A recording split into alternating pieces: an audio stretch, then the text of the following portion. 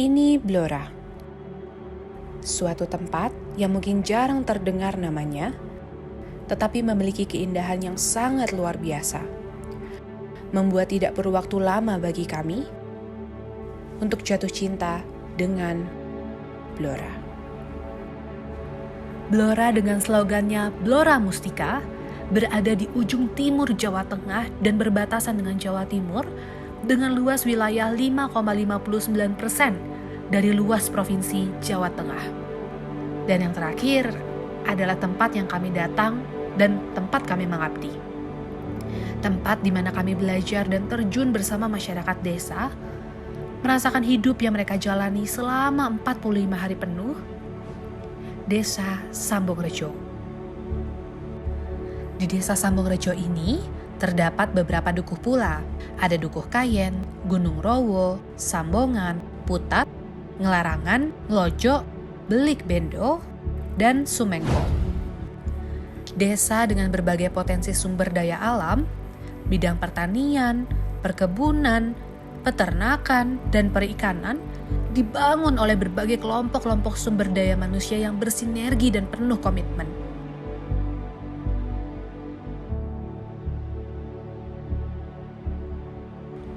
Dimulai dari puluhan ibu-ibu pembinaan kesejahteraan keluarga atau PKK, kelompok tani di berbagai dukuhnya, kelompok pusat informasi dan konseling remaja, dan berbagai kelompok kecil lainnya. Kalau kamu menginjakkan kakimu di Desa Sambongrejo ini, kamu pasti akan cepat sayang dengan orang-orang di dalamnya. Mereka menerima kami seperti kami adalah kerabat lama yang dipertemukan kembali, seolah tidak ada sekat di antaranya. Mereka memang banyak bertanya kepada kami, tetapi justru dengan rasa penasaran mereka itulah kami bersemangat untuk membantu dan mencari tahu lebih banyak tentang Desa Sambongrejo.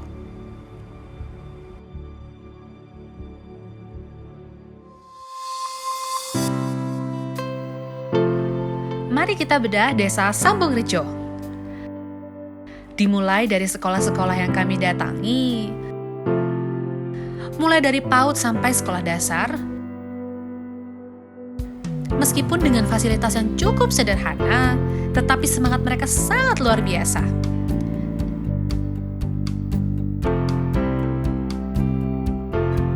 Tawanya,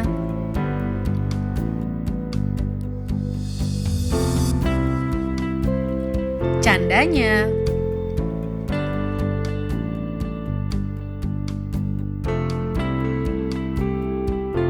membuat kami juga yakin bahwa mereka juga bisa menjadi masa depan Indonesia.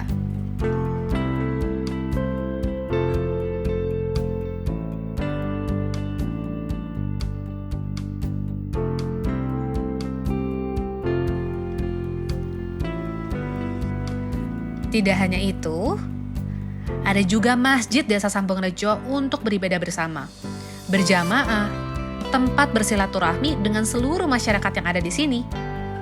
Mari kita lihat juga berbagai pelaku usaha mikro kecil menengah di desa ini. Ada Pak Solihun, penjual sale pisang dengan perizinan yang lengkap, packaging dan logo yang sudah ada, termasuk rasa sale pisang yang sudah siap dipasarkan keluar Blora dan bersaing dengan produk lainnya di pasaran. Ada juga Bu Anis, penjual jajanan pasar seperti roti pisang, bolu pisang, egg roll pisang. Beliau harus bekerja hingga larut malam, bahkan tidak tidur untuk membuat pesanan ratusan kotak setiap harinya.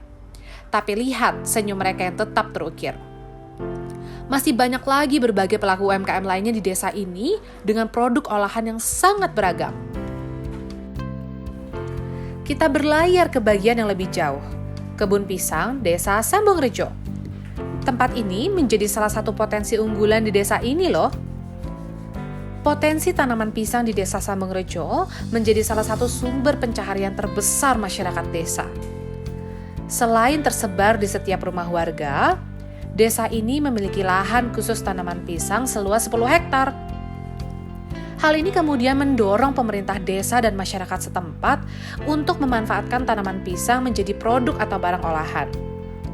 Namun, hingga saat ini pemanfaatan tanaman pisang tidak dimanfaatkan secara maksimal oleh masyarakat. seperti hanya dimanfaatkan daging buahnya untuk dijadikan olahan makanan. Padahal, bagian lainnya seperti akar, umbi atau bonggol, batang, daun sampai kulitnya dapat dimanfaatkan untuk berbagai keperluan lainnya, seperti dijadikan pakan ternak, hand sanitizer, pupuk, dan sebagainya. Pada saat yang bersamaan, masyarakat di Desa Sambangrejo ternyata juga cukup aktif dalam melakukan peternakan unggas, seperti ayam, itik, ataupun bebek, yang biasanya hampir dimiliki di setiap rumah warga. Kebiasaan masyarakat setempat masih memberikan makanan unggas mereka dengan makanan biasa, seperti jagung, padi, sayur-sayuran, dan sebagainya. Inilah yang kemudian menjadi alasan kami, tim KKN tematik Universitas Diponegoro, untuk mengabdi di desa ini dan memaksimalkan segala potensi Desa Sambangrejo dengan mengusung tema diversifikasi olahan pisang. Banyak sekali limbah dari kebun pisang yang dapat dimanfaatkan, seperti gedebok pisang untuk dijadikan pakan ternak dengan cara fermentasi yang sangat sederhana, tetapi dapat meningkatkan nafsu makan dan meningkatkan bobot hewan-hewan ternak dengan jauh lebih cepat. Pisang yang ada di kebun juga dapat dimanfaatkan dalam berbagai olahan yang menarik dan lebih kekinian agar mendapat perhatian pelanggan, seperti pisang nugget, strudel pisang, dan keripik pisang lumer. Berikut ini adalah produk-produk yang kami hasilkan beserta dengan cara pengolahannya. Yang pertama, pisang nugget. Yang kedua, strudel pisang. Yang ketiga, keripik pisang lumer. Semua produk yang kami produksi di desa ini telah kami sosialisasikan kepada warga setempat untuk dijadikan ide baru dalam membuka atau mengembangkan usaha olahan pisang mereka. Kami juga telah memperkenalkan produk-produk ini pada acara bazar se-Kabupaten Blora, dan reaksi dari warga setempat sangat antusias terhadap produk ini. Tidak hanya itu, kami juga menyediakan rangkaian sosialisasi lainnya untuk mendukung program diversifikasi olahan pisang, seperti bagaimana cara membuat nomor induk berusaha agar memiliki legalisasi dan mempermudah dalam memperoleh modal usaha, termasuk bimbingan dari dinas setempat karena usahanya telah terdaftar. Ada juga sosialisasi PIRT mengenai kebersihan dalam melakukan produksi. Ada pula halal untuk menjamin kandungan makanan yang diolah, termasuk merek dan kemasan yang unik sehingga bisa bersaing di pasaran. Untuk mendukung proses pemasaran, kami juga mengadakan sosialisasi digital marketing melalui marketplace seperti Shopee, WhatsApp Business, dan landing page produk olahan pisang untuk mendorong warga setempat menjual produk-produk yang sudah diolah selama ini, sehingga juga dapat mengembangkan potensi desa, yakni salah satunya adalah olahan pisang tersebut. Mungkin setidaknya sekali dalam hidupmu, berkunjunglah ke Desa Sambangrejo. Rasakan apa yang kami rasakan, menjadi bagian dan ciptakan kenanganmu sendiri.